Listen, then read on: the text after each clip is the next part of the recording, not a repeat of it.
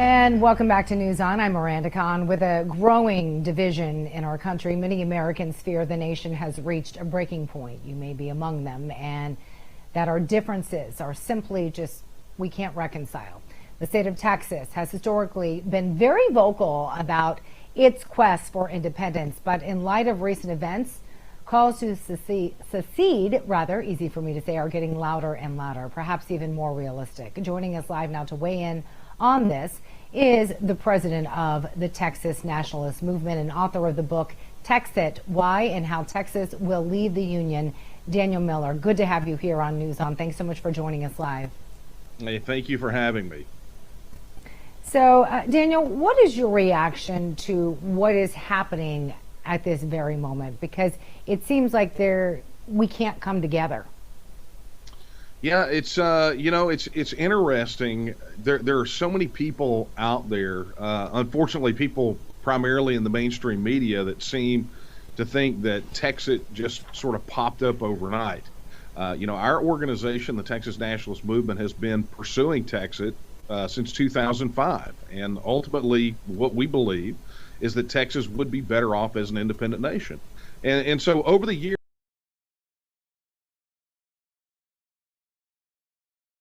digits, fast forward to 2014 for all of our on the ground work, and you see that it was a majority of Republicans, about a majority of independent voters, and even a third of Democrats believe that Texas should leave the union.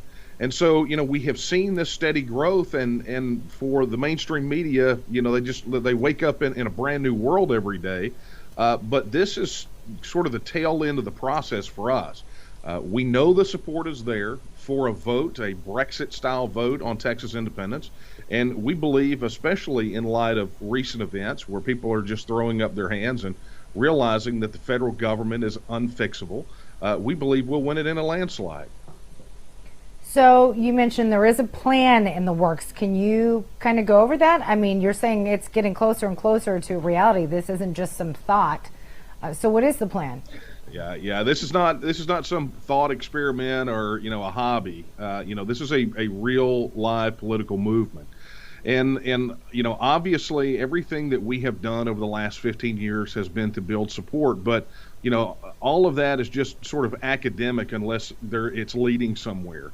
And where we're headed is exactly what I said, a Brexit-style vote here in Texas.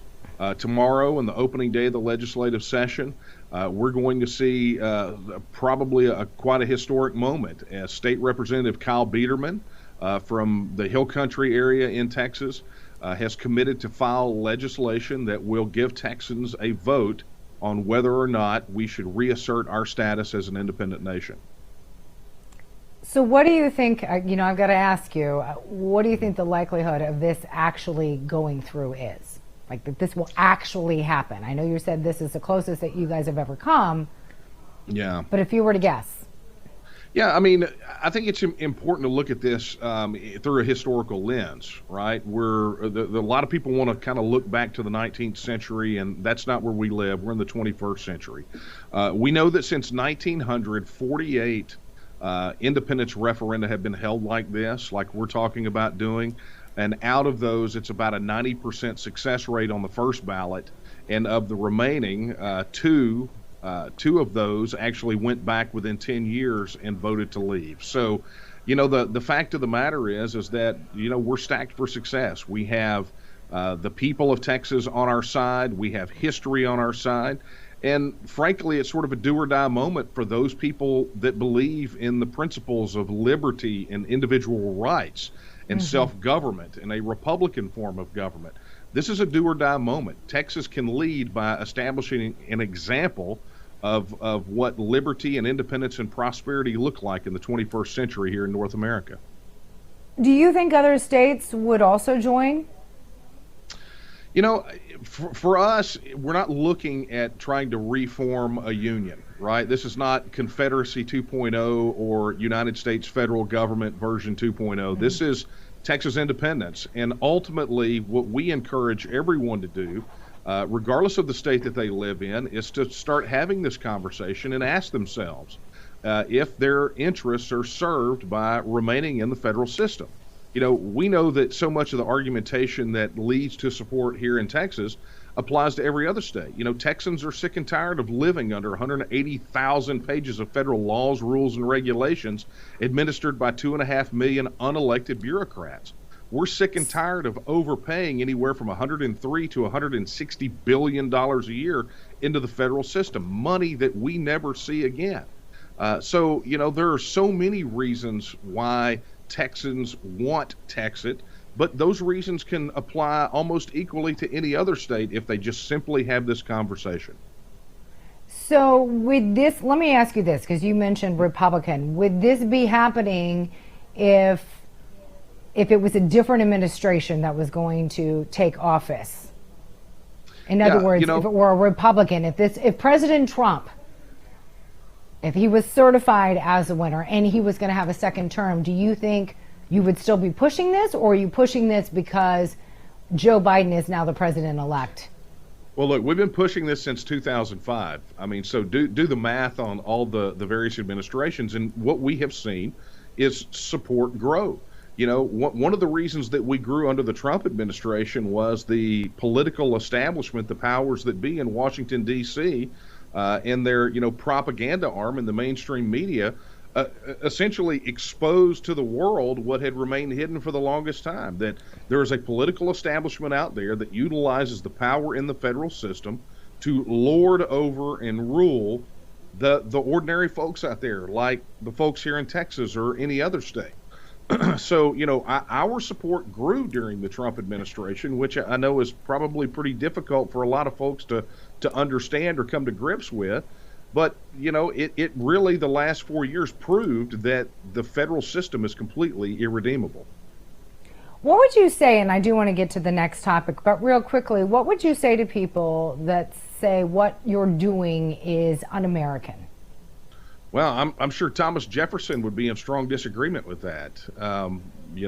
It was Thomas Jefferson who penned the Declaration of Independence, and he talked about the long train of abuses and usurpations.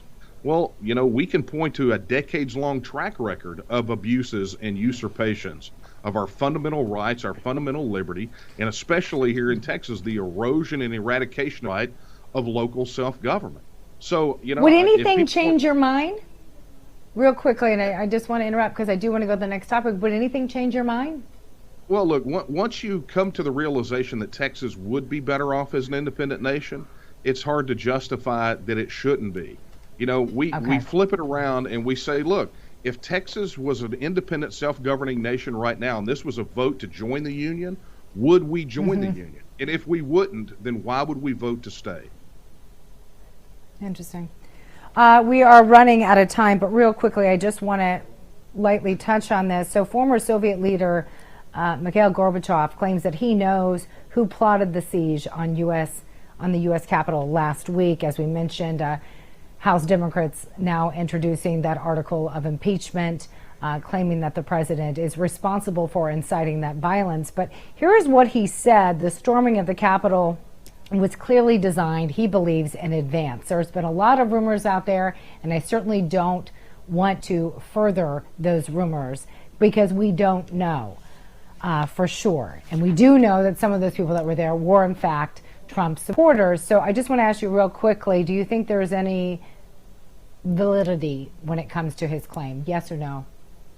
There's so much misinformation and disinformation flying around, and, it's been amazing to watch the hypocrisy of the left-leaning media on this particular issue. While they applauded cities burning all throughout the year of 2020, this is somehow a bridge too far. In any group of substantial size, you're going to have some outliers. And, the fact of the matter is that same standard that the left wanted us to judge the riots over the summer, they don't want to apply that standard here, and it really just highlights the very deep division that we have in what was formerly the United States. It does. We are going to have to leave it there, but Daniel, thank you so much for joining us. Stick around here on News On. Still to come, winter storm coating southern states with blankets of snow, leaving 150,000 people without power. Is more snow on the way? Find out next.